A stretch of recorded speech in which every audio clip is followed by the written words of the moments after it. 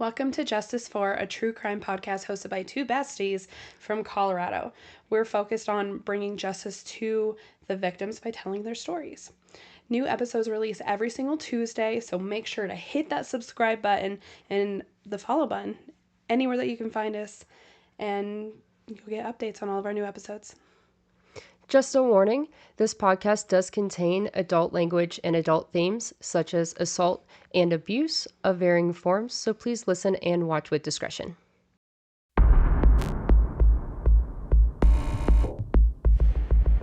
Okay.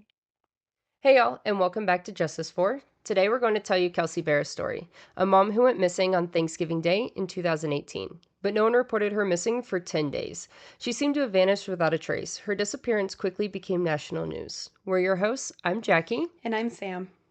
I just want to start off by saying I'm a little under the weather, so enjoy the sexy voice while you can. Nasally. So, Kelsey Berreth was a 29-year-old pilot and flight instructor for the Air Force.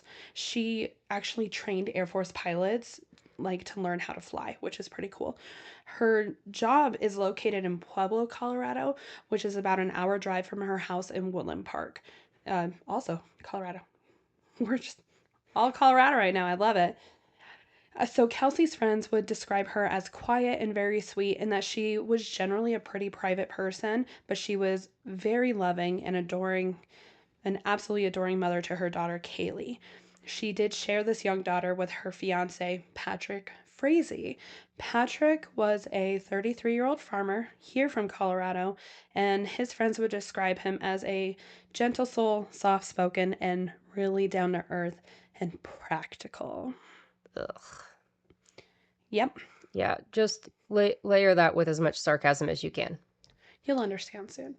Kelsey and Patrick met on an online dating site. They instantly hit it off, and he proposed to her within a few months of them dating. However, she lived in Washington and he lived in Colorado. She decided to move in with him at his farm in Florissant, Colorado. Patrick's mother lived in his home with them, and Kelsey and his mother had some issues, as in Patrick's mom hated Kelsey. Kelsey's family said his family wasn't nice to her, so Kelsey decided to move out, but didn't want to move too far from Patrick, so she ended up in Woodland Park about 2 towns away. So after this move, she found out she was pregnant, and 9 months later, she gave birth to a beautiful little girl named Kaylee. As soon as Kaylee was born, her life revolved around Kaylee. Kelsey would tell her friends and family that Patrick was rarely around and didn't really try to support her and Kaylee, so she was exhausted and felt like she was a single parent. This was definitely starting to take a toll on Kelsey, considering she was driving 2 hours from Woodland Park to Pueblo for work all the time. Yeah. And parenting on her own, basically. But she was determined to make things work, and she even planned to have Thanksgiving dinner with Patrick. She was texting her mom that day about some family recipes she wanted to make, but she was also letting her mom know that Patrick was feeling sick the night before. And Cheryl, Kelsey's mom, being the sweet little lady she is, messaged Patrick to say happy Thanksgiving and hope he's feeling better. So after that interaction with Kelsey, Cheryl didn't hear from her for the rest of the day. And then a few days after, she received a message from her a few days later stating that she was going to call her back, and then she never did. From everything I'm understanding about their family dynamic, they were super close, which I understand. My mom's sister and we're tight, you know? We text a lot, we have our own group chat, everything. So, I get it, but to others, it may seem weird from the outside. But Cheryl, she kept trying to contact her daughter with absolutely no luck. So she ended up eventually reaching out to Patrick, and he said that Thanksgiving was the last day that he had seen Kelsey. Strange. He also stated that they actually broke up unexpectedly and that Kelsey left their daughter with him and then she stormed out. Weird. Right? He then continued on to say that Kelsey told him she was going to go stay with a friend. So, yeah, Cheryl was like, red flag, not a fan. This was all basically a huge bombshell to Cheryl because Kelsey never told her anything when they spoke on Thanksgiving. Everything seemed fine. And then she went on to say that her just leaving Kaylee with Patrick is just not something she would do at all. So she was definitely concerned. But Patrick suggested, oh, well, she's a pilot, so she probably just got in a plane and left. On Thanksgiving, Yes. without her baby, Yeah. without talking to her mom about it, who she was talking to all morning. Mm-hmm. And also on that, so with his little plane story that he gave, he said that she went to go and visit her grandma, and her grandma had severe dementia. So a surprise trip to go hang out with grandma was not a thing. It had to be planned. She hadn't been to see her grandma in a while, or she had just gone. It was one of the two. So it wasn't like it wasn't something that would happen. That was another red flag to Cheryl was, no, she's not going to see grandma. Grandma doesn't know who she is. This is also just one of the first things that he said. And it's the first thing he said. Ugh. So on December 2nd, 2018, Cheryl called the Woodland Park Police Department to do a welfare check on Kelsey, since she had not spoken to her in over a week, and this was very out of character for her. So she was really worried something sinister had happened. Police go to her townhome and see her car in the driveway, but she's not there. And this is when the missing persons report was filed, and they began searching for Kelsey initially. Finally. Right? On December 3rd, Cheryl and Kelsey's brother came into town to look around Kelsey's townhouse. This is when they discovered her purse and phone and keys are missing. There's uneaten food on the counter. All of her work items, makeup, and luggage were still in the home as well. It was in the bathroom, though, where everything took a turn for the worst. Her brother saw a weird stain on the toilet seat, and the rugs in the bathroom were missing. So Cheryl called the police to come look and investigate, and they confirmed that it was blood. They also discovered blood in her toilet, outside the bathtub, the bottom of a trash can, on the walls, on an outlet, on a vanity, and on a towel rack. At this point, everyone was extremely worried because the last time Kelsey was seen was on security camera at 12:27 p.m. on November 22nd, 2018, Thanksgiving Day, at the Safeway in Woodland Park. She had baby Kaylee with her and was talking on the phone with her mom, exactly 10 days before her mother called the police to do the welfare check. That's wild, dude. Also, I know I read somewhere that the food that was on her counter was cinnamon rolls. Yeah. That were out of the can, ready to go into the oven. And they had foil on top of them. Yeah. She had put them out there and went to either go do something with Kaylee or answer the door, or wasn't quite ready to cook them yet, but got them set up, or was waiting for Patrick. Yeah. Who knows? Not me. So, according to Patrick, in a phone interview that he had with police after the wellness check happened, they had exchanged Kaylee in the alleyway on Thanksgiving. Then he didn't hear from her till he received a text from Kelsey's phone on November 25th, but he wouldn't reveal exactly what that text said. He just said that she didn't respond to him, so he assumed that she put her phone on Do Not Disturb so she could study. I don't know. Okay. Yeah. Kelsey's employer also received a text from her on November 25th stating that she was taking the following week off to, go to Washington. To go see grandma. Yes. It would also later be discovered that her phone pinged in Gooding, Idaho that same day, so November 25th, at about 5:13 p.m. And Gooding, Idaho is just about a 12-hour drive from Woodland Park. On December 4th, Patrick's phone was seized by police. Well, God. Yeah. On December 6th, my birthday, a more thorough search of Kelsey's house was conducted where they collected rugs, towels, shower liners, curtains, and samples from about every single doorknob and hard surface in that townhome. Yeah, like they should. Yeah. Because that was a lot of blood, and you're going to understand why there should not have been that much blood. Yep. So Kelsey's mother did an interview with NBC News pleading for someone to come forward with information. She said, "I still know somebody knows where she's at. Somebody has seen her. There's more information out there. Somebody just needs to recognize and to say something." There were multiple press conferences held by Cheryl and the Woodland Park Police to keep the community updated about Kelsey and anything that may be going on. There was also a candlelight prayer vigil held for Kelsey in Woodland Park on December 13th. The organizers of the vigils said they did this to help support Kelsey's mother and family. They stated that they didn't know Kelsey personally, but felt that it was the right thing to do for her as well as the community and nation, since this had gone national by this point. There was even a $25,000 reward for any information that led to the safe return of Kelsey. But do you want to guess who wasn't at any press conferences or the vigil? And I'm sure you can make a pretty good assumption since it's been so frequent in these types of cases. Huh. Was it good old Patrick? Good old Patrick. The man that she shared a child with and was planning on marrying? So he told Cheryl he had enough and wasn't going to deal with things anymore. What does that even mean? We're not even like a month out from her disappearing. She went missing on the 22nd. It is like mid-December. We're like It's not even 3 weeks later. We're not even a month later. And he's like, I'm done with this. And so he doesn't show up to any press conferences or the vigil, doesn't make any pleas for her or any news interviews, which it just upsets me. Ugh. Because I want to know what he would have fucked up by doing any of this. That's what I'm saying. They always fuck up. But he doesn't want to deal with things? Okay. I don't know what that means. So, with that, police were obviously suspicious of him. Everyone was suspicious of him. I know. From the start. But police were like, that's not right. He finally released a statement through his attorney. Like, why can't you do it? Right. Through his attorney. Here's what it says. So, Patrick Frazee continues to cooperate with law enforcement in the missing person investigation of Kelsey Berreth.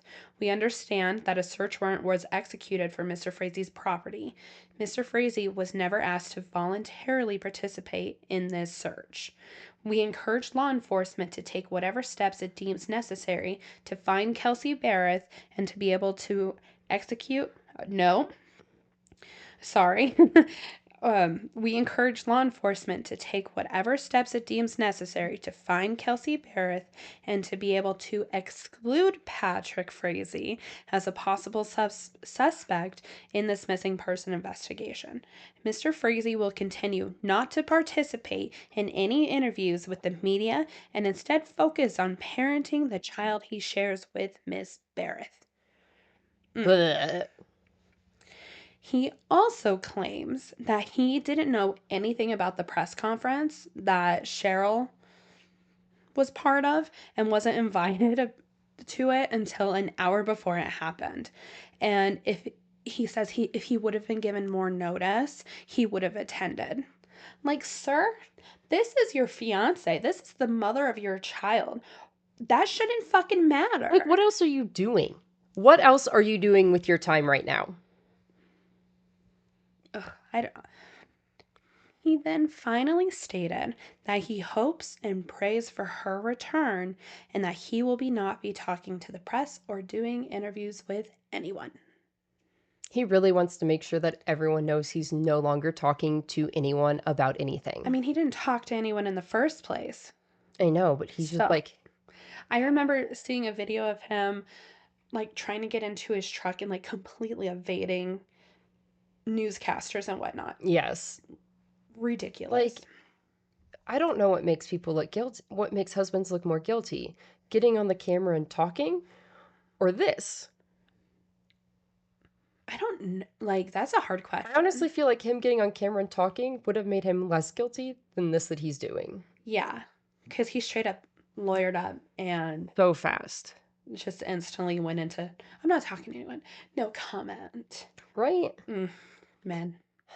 So on December 14th, they decided to search Patrick's house, and they found a bottle of bleach and a Swiffer mop that both tested positive for the presence of blood. They also found a document that stated 5 different people who could provide medical care for Kaylee in the event that Patrick was absent. It was dated 12/12/2018 and signed by Patrick Frazee. Kelsey's name was not on this document. They collected a few things as well, including 2 phones, multiple laptops and tablets, 5 teeth, a few pairs of boots, some clothes, and a knife. Teeth? Yeah. Yeah, 5 teeth. Like... I don't want to talk to the media. 5 teeth. They're gonna but the find thing these is teeth I like, keep nothing is collecting. ever said about these teeth again. I looked. There's nothing. Not from Patrick's home. No.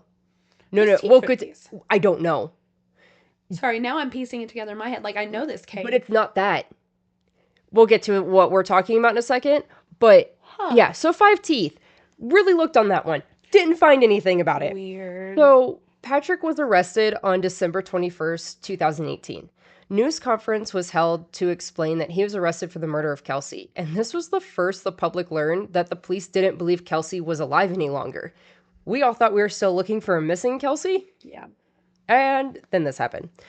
His bail was, of course, denied. Thank God. And a few days after Patrick was arrested, there was another arrest made in Idaho. Huh. Isn't that a little Strange. Yeah. So that is where Kelsey's phone last pinged, 3 days after she was last seen. A lady named Crystal Lee Kinney was arrested and ended up pleading guilty on one count of tampering with evidence. And she also agreed to testify against Patrick. Hold up. Who the fuck is Crystal Lee? Well, I'm so glad you asked. Let me tell you about her. So Crystal Lee is a 32-year-old RN and a rodeo queen from Idaho who used to date Patrick. Sorry, I just think the rodeo queen thing is so funny. It got brought up so much. When she first was discovered, it was rodeo queen from Idaho was like the caption on everything. Yeah. She's just a dumb bitch. So they used to date and they've known each other for over 10 years. At the time all of this went down, she was married with 2 kids. So prosecution said that they had to essentially make a deal with the devil, aka Crystal Lee, to be able to prosecute Patrick. Crystal had initially lied to investigators, saying she went out there that weekend of Thanksgiving to look at a horse that Patrick was selling. And once the FBI pressed her further, she asked for a lawyer but said she was still going to talk to them.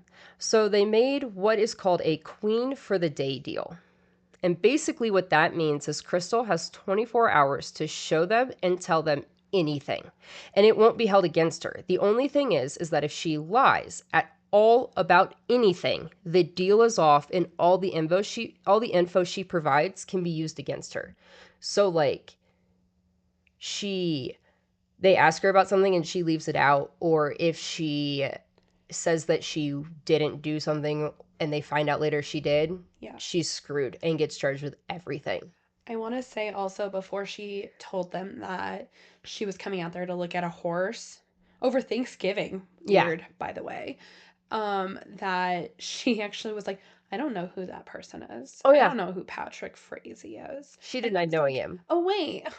I'm buying a horse. Yeah, then the FBI contacted her and she was like, oh, okay. I'm a rodeo queen. Yes. I need a horse. But when we tell you, absolutely no one was ready for what Crystal was about to show and tell them. So Crystal meets investigators in Woodland Park and reveals the following to them. It's a doozy. Oh my gosh. Get ready for this. So Patrick and Crystal had known each other for over 12 years. Yeah, like 10 to 12 years. Yeah. It kind of varies. Yeah. They had this sort of like on again, off again relationship, even though she's married. And that's kind of an on and off marriage as well. Like I saw things that said that she was like separated from him at the time, but also that the separation didn't happen until afterwards and that they were actually back together at the time she did this because like he knew that she had gone out of town for the weekend. Yeah. But also he was with Kelsey and they were engaged and she, lived with him for a while. Doesn't make sense. So he had been telling Crystal for months that Kelsey was abusive to their daughter. And that, like, the only way that he was going to be able to save his daughter from Kelsey is if she was dead. And he wanted Crystal to kill her. Yeah. So he gave Crystal a photo of Kelsey and her address and told her to steal drugs from her place of work. Don't forget, she's an RN. He said Valium and Ambien and some poison and put it into her coffee and give it to her. Yeah. Oh, just wait. Oh, yeah. She said she actually had the coffee in her hand and was at her house but could not bring herself to actually poison it. So she shows up to Kelsey's house with the coffee, goes up to her door, knock, knock, knock. She made up this story about thanking Kelsey for helping her catch her dogs.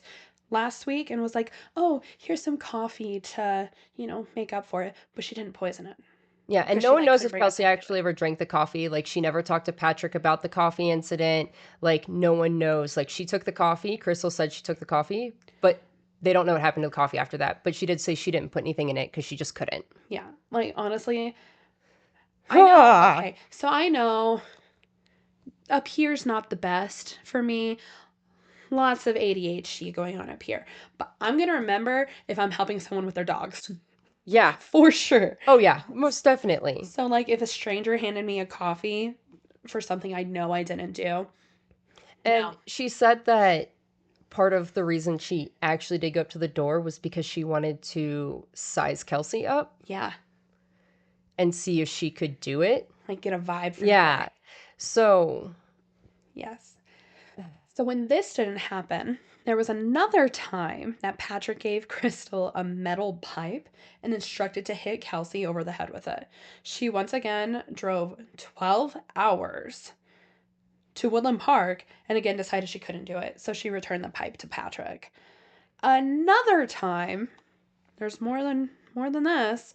Another time he told her to bring a bat and just start swinging on her, but she just couldn't do it. So this girl, yep, yeah. this girl decided to drive 12 hours, three separate times, one way, might I add. Like, instead of just calling the police and trying to save this girl, like, she even told a friend, and her friend told her to tell the police. Yeah. Like, her friend, like, she, like, told her friend about Patrick asking her to kill his fiance, and your friend is like, he's fucking psycho. You should call the police. Yes. And it blows my mind. So, a lot has been said that Patrick was a great manipulator and he had Crystal under his spell. And I'm sorry, there is no dick good enough in the world to get me to kill Dude, that's what somebody. I'm saying. He must have a magic dick or something. I Straight up. mean, magic Straight up. dick, okay? There's no way my ass is driving 12 hours for someone three times. To kill them. Like, I'm Nay, sorry, you nay, got you nay. got dig at home, honey? I'm good. Ugh. Okay, No, so nothing's worth that for me. nothing. So after 3 failed attempts from Crystal, Patrick decided that if you want something done, you have to do it yourself. So on November 22nd, Patrick went to Kelsey's home, where they put Kaylee into a different room to play. Then he blindfolded Kelsey and said he wanted to play a game where she had to guess the scent of candles. He then pulled out a bat and struck her 10 to 15 times. Crystal even testified that when he told her what Kelsey's last words were, they were, "Please stop." I mean, what else are you going to be yelling at your fiance while he's doing this? Especially if you're blindfolded and you genuinely don't know what's Yes. going on. And like, Patrick then put Kelsey's body in a black/silver tote, like one of the plastic hard ones, and took her to his family's farm. Then he proceeded to go inside and eat Thanksgiving dinner with his family and baby Kaylee.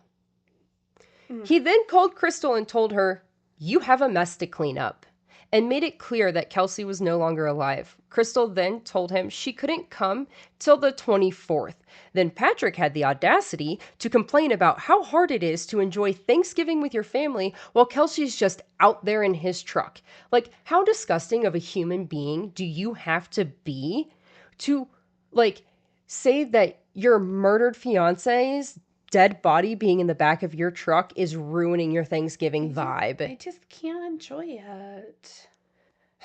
So, after hearing all of this, Crystal proceeded to borrow a friend's car, the same friend who told her to call the police, by the way, and load it with cleaning supplies, including shoe covers, one of those full, like, body protective suits, like the throwaway kind, and then drove 12 hours to clean up a crime scene.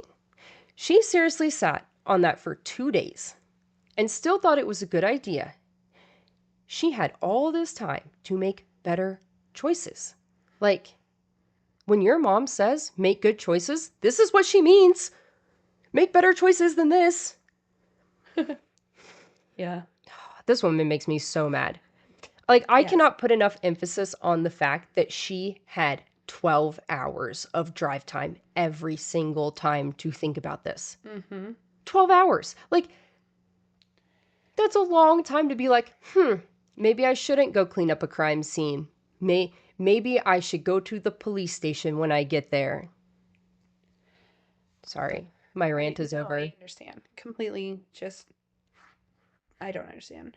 Crystal claims that she was just so terrified of him and was worried that he would do the same thing to her, like if she didn't do as he asked, which But you're in Idaho. you are literally 12 hours away. You are half a day away from this man. If this man isn't gonna like instantly kill his fiance and is making you drive out there to do that, he ain't gonna drive to you to kill you. He gonna tell somebody else to kill you. That's what she should be scared of right there. The thing is, though, you know what? We'll get into this Okay. later. So, once she finally got to Woodland Park, it took her 4 hours to clean up the mess. She filled 6 bags of blood soaked evidence, and like she still didn't get all of the blood out. Oh, Like there was like cushions and pillows and stuff that she just couldn't clean so blood out of. yes, so she just threw it all into a bag and was like, "Oh, we'll just burn it. We'll Like just burn it. dispose of it later, yeah. We'll get rid of it later." She said like it was completely horrific, like absolutely horrific. And the only reason she went through with cleaning it once she got there was because she didn't want Kelsey's family to see it. Enter eye roll here. Again, the And deepest eye roll to ever. where your spine falls out of your butt. And she filled like 6 bags full of stuff. Yes. 6 bags. And I can only imagine it's like the giant black trash bags. Yeah. So I know I can fit a lot of shit up in those trash bags. Yeah. I don't know. So oh my gosh, I can't with this woman. She did a walkthrough of the home with the detectives and pointed out all the spots that were covered in blood that she ended up cleaning up. She also states that she purposely left blood in the home so someone would see it and know that it actually was a crime scene. She also told them about a tooth that Patrick told her that she needed to find that flew out when he hit her, which is fucked. Yeah, like What's one with of him and his teeth? yeah, like one of his specific instructions was find the tooth. Yep. But the thing is, they found those 5 teeth. This tooth wasn't one of those 5 teeth. Yeah. We're going to find that tooth later. Yeah. So she did, in fact, actually find the tooth and she put it in the bags with the other items that she couldn't get clean. So there's actually a video of her walking the detectives through the house. We're going to link it below. We're not going to play it, but you should definitely go give it a watch. It's actually pretty interesting. So go watch it.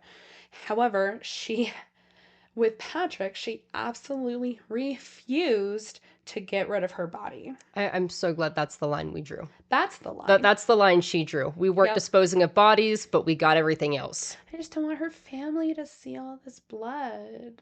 Bitch, call the police. That's what I'm saying, man. Okay. Ugh, Patrick did actually tell her that she needed to take Kelsey's purse and phone back to Idaho and make like a series of text messages like along the way to so it would look like Kelsey just left. And that is exactly what she did.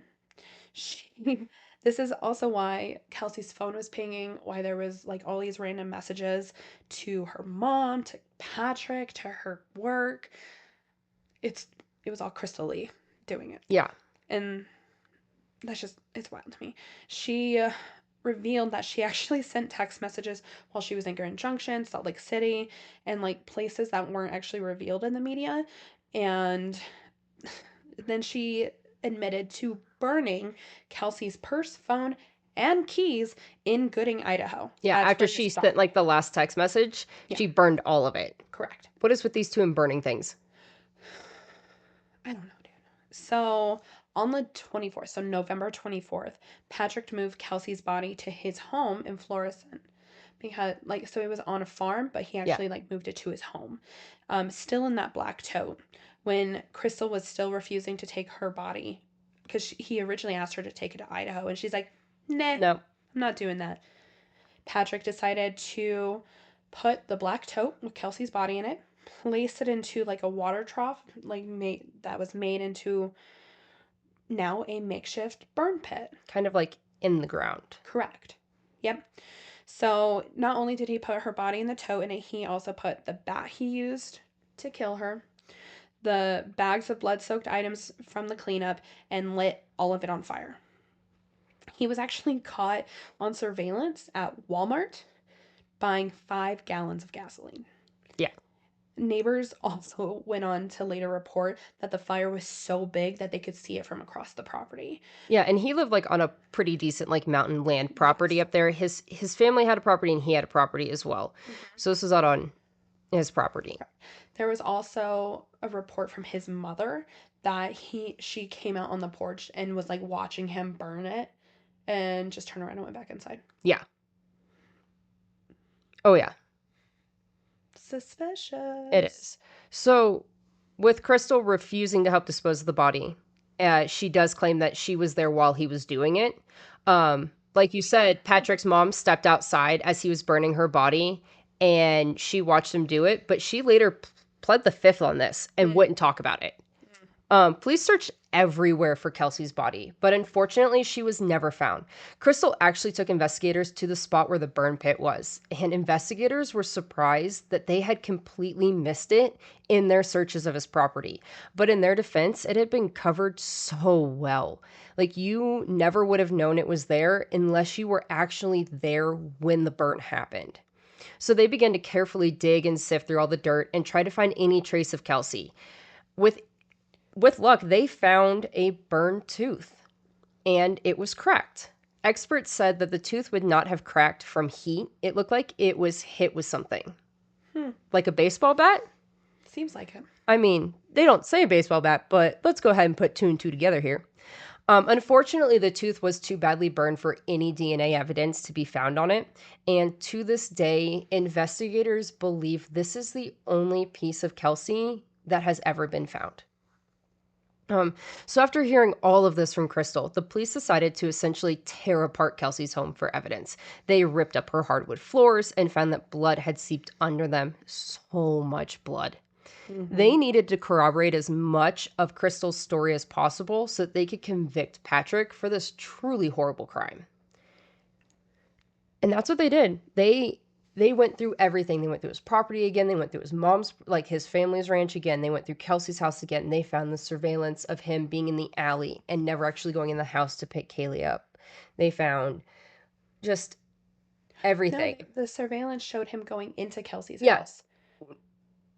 But that was the last time Yes. Kelsey entered But he oh yeah. never saw her leave again. He kept saying that he never went in the house in the beginning, but the Right. surveillance showed that he did go in the house and he came back out with the diaper bag and the baby. Yes. And then he left. But that's it. We don't even, there's no footage of him taking Kelsey out of the house. Mm-hmm. They believe that they have him on footage carrying something in his arm, and the prosecution says it's the tote. Defense says there's no way you can carry that tote one-handed and walk as normal as he did, which I can understand. I'm actually on the defensive side with that. Like, yeah, deadweight bodies, I don't care how tiny you are fucking heavy. I have a feeling that he probably took her out the other side of that townhouse and pulled his truck up over there and loaded something up, and there's just no cameras over there. And probably just left with Kaylee. Yeah. Because he was probably carrying, she was only one. Well, like, he's filling a car seat. Or like he was carrying car seat in, or was just like, yeah. So,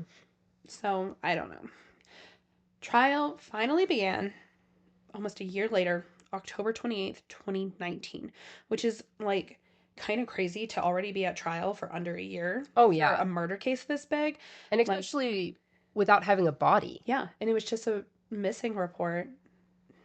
Yeah. No body homicide. Like, it's so rare. But we do have a very large crime scene and a very, very reliable firsthand witness. So it kind of makes sense. But at the same time, like, it moved really fast. I would obviously trust a rodeo queen with my life. Obviously. Obviously. So, prosecution went off. They went off of texts, calls, cellular locations. Like, they put an entire timeline together. I actually read through the whole timeline. It's wild. It really is. Like, yeah. Ugh. So, like, just to touch on it just a little bit, because we didn't include it in this, the phone calls between, so he would call Kelsey's phone and just like set his phone down for a while. Yeah. For like And then minutes at a time. And before he handed the phone off to Crystal, he was literally sitting in his living room sending texts on his phone to Kelsey and Kelsey's phone back. Like, yes. He would be like, it was her being like, how are you guys doing? And he was like, oh, we're fine. Or like, she was talking to him, but it was nothing about asking about Kaylee. It was nothing about that. Like, she wasn't having mom like, questions. It was about their relationship. Yeah. I was like, do you still love me? But he was texting himself. Yeah. The phones were pinging at his house, at his property.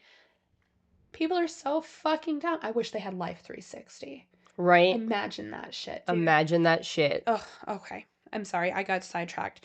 So they did also show the many trips Crystal took to Colorado to see Patrick and to prove her stories about the attempts on Kelsey's life. They showed all of the phone calls between Patrick and Crystal, the day of Thanksgiving and the following week. All of the cell phone tower pings, either they put Patrick or Crystal with Kelsey's phone at all times after they said they exchanged Kaylee. So, just like we said. Yeah. Witness testimonies included Crystal, Kelsey's parents, and a Verizon store employee that said Patrick Frazee had come into the store the day after Kelsey was reported missing, so December 3rd, and asked if there was a way to change a pin on a phone even if it wasn't in his possession, and if anyone could recover information from a phone that had been destroyed. Like, these are never not suspicious questions when you're asking a phone company. Right? Oh, can you get info from a destroyed phone? Yes, my dude. Yes, they can. They can. Yeah. Okay? Like, So, what do you think was the motive for all of this?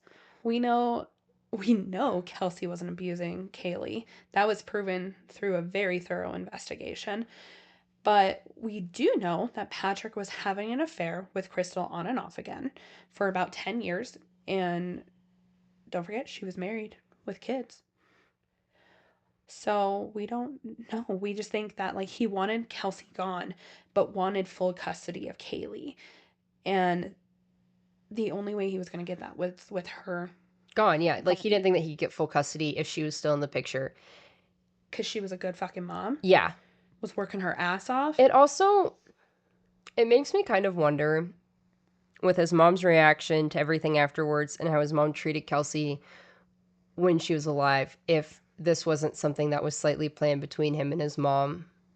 Maybe.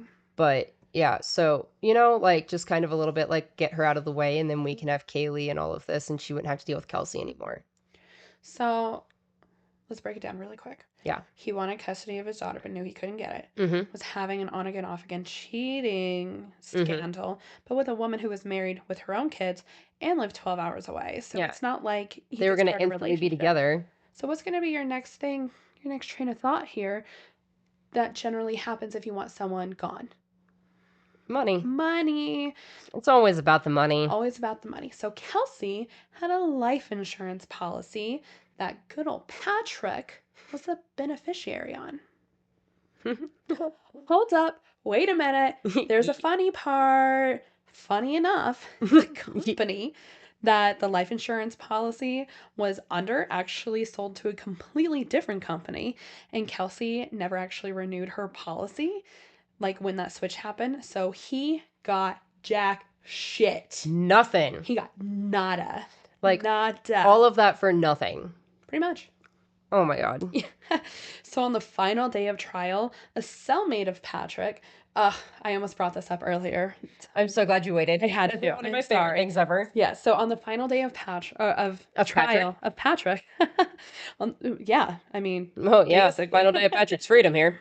So a cellmate of Patrick's actually disclosed some very interesting information about good old Patrick. I don't know why criminals think that stuff that happens in jail will stay in jail and not come out in their trial. Bro, I don't know.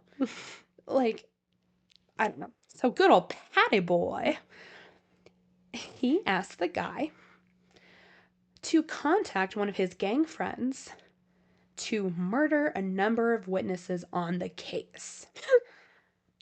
Your gang friends. His gang. It's just the whitest way he could possibly say that. Also, and like, so he was being held in Cripple Creek, which Yeah, is like one of the smallest towns in Colorado. in Colorado, in Teller County. Like, no one lives there. Everyone works there. It's like it's a casino town. It is. And so, like, there's very few people who actually live in Cripple Creek. Everyone lives in other places and drives to Cripple Creek. Yeah. So, okay, side note, I actually did a tour of the courthouse there just because I'm fucked and I wanted to see where he was being held. Okay. It's so small there. Is it? Yeah. Good. Like, I wonder if maybe he was being held elsewhere and like just being transferred there. Yeah, It he would got make put in sense. Teller County Jail. Yeah. I don't know. That's where he was Woodland Park's during in his trailer. babe. Oh, well, that's not the same jail. Maybe. I don't know. It was so His trial was in Teller County. correct. It was in Cripple Creek. His entire okay. This got so national that to and from that's right. He was being held elsewhere. Mm-hmm. To and from the jail to the courthouse, he was being put in full like armor. Yeah. Because it got so national and people were so fucking pissed at Yeah, him. he was in full Kevlar. Yes. The whole time. He was. It was wild. I got sidetracked again. You did. Gang friends. Gang friends, yes. So he made a hit list for this guy and like gave detailed information on the whereabouts of these people and like how he wanted it to be done. And he wrote it on napkins and paper towels. And he was like, please flush this once you have the list. Like, my guy. Yes. Okay. So one of the like main people that was on his list though was Crystal Lee. Of course it was. Wild, crazy. An alleged quote from the hit states, "They all need to disappear. I'd really like to see Crystal with a bullet in her head." Why is this man so graphic when he tells people how to kill people? Like, I've never heard of so many different ways. Like, we poison, we're shooting, we're swinging. Like, this man, he needs to like figure out. Man, I don't know. So again, he did ask for the notes to be flushed, but the inmate was hoping to get like a lighter sentence. Yeah. So he kept them and turned them into investigators. Yeah, and they definitely trusted him because he is a longtime jailhouse informant. Like Gang informant? He's like an informant. no, like a jailhouse informant. So like Yeah. he has a good track record of credible information that he reports on. And so they were like, he was just doing this for a lighter sentence. And they're like, we never made that deal. I mean, he got it. We never made that deal, but he's been credible in the past. Maybe they want to keep him in jail so he keeps getting this. Exactly. Yeah, so like Sam had just said, like this case was massive. Like the trial was so heavily public and there was so much protection on him, which I kind of think there shouldn't have been because that could have been fun. The jury only took 3 hours to determine their verdict. That was it. I mean, it's not very hard. Yeah. But they came to the conclusion of guilty on all counts. So again, first-degree murder, tampering with a deceased human body, and 3 counts of soliciting first-degree murder. He received life in prison without the possibility of parole and an additional 156 years for the other charges. Which is absolutely wild. Also for never finding her body. Yeah, for never finding her body, he... Like the evidence was that substantial that he got life. Yeah. Plus some. He's also a dumbass. That too. That helps. So Crystal Lee appeared in court January of 2020, and she was sentenced to 13 years for tampering with, 3 years for tampering with evidence. That charge generally only carries a maximum of 18 months in prison, but the judge determined that she would serve 3 years plus a year of parole because he believed that what she did to be cold, calculated, and with no remorse until she was caught. And I love that judge for this. Absolutely. But nobody else did. Because on March 23rd, 2021, Crystal's sentence was appealed and was reduced to the 18-month original maximum sentence, starting the same date as her original sentencing, which would have been January 28th, 2020, meaning she only needed to serve 4 more months and 1 year of parole. So, if we can all do the math real quick, she out on parole. Pretty much. And has been. I can't find anything on her. Well, this was That was 2021. 2021. And she only had 4 more months to serve She may in not March. even be on parole anymore. She might be Yeah, she's not even on free. parole anymore. She's free. But I can't find anything on her. Okay, for how national this was, this bitch She probably for changed her sure name. has changed her name. Oh, I did read that her husband straight up divorced her. Oh, to yeah, the kids. divorced her ass so quick.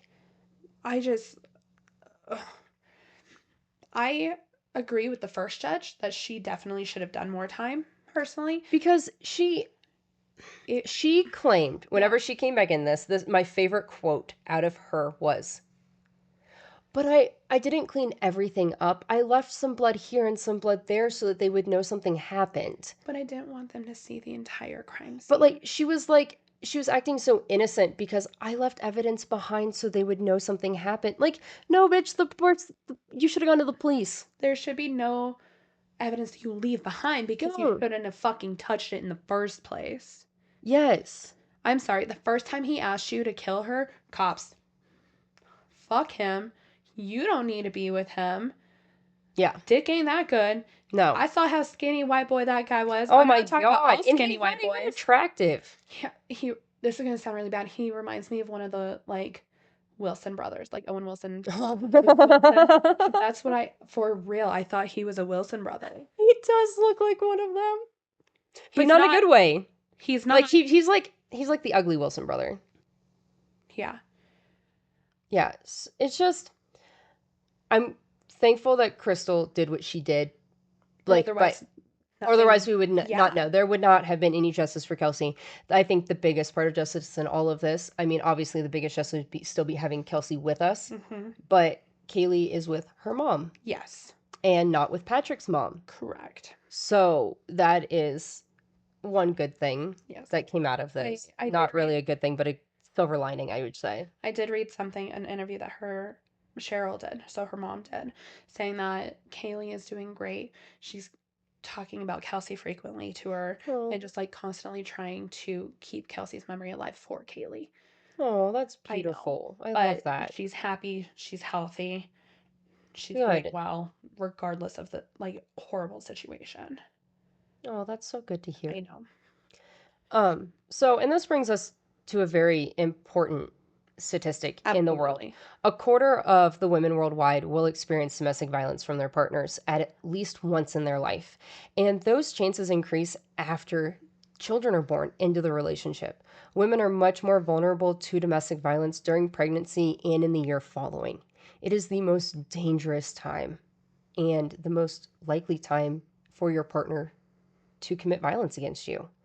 So, if you're experiencing domestic violence or know someone in that situation, please know that there are resources out there for you. The National Domestic Violence Hotline is open 24/7 at 800-799-7233.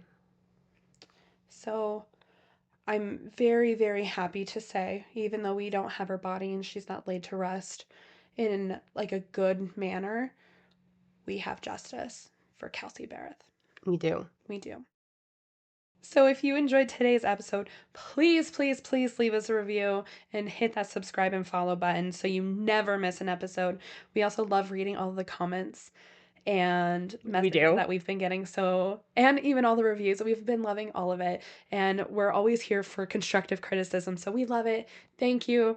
We wouldn't be doing this without you guys. I mean, we would be doing it without you guys. But we just like having you here with us. Yes, thank you guys so much. All the reviews and all of the love that we've been given has been absolutely amazing. And I hope you like our new studio. Yes! Look at it! Yay! We're in the new studio, so we're really hoping. We wanted to see if you noticed before we said anything. Hopefully you did. So, also, please find us on all social media platforms at Justice4. And we will see you on Tuesday with a new episode. Okay, love you. Bye.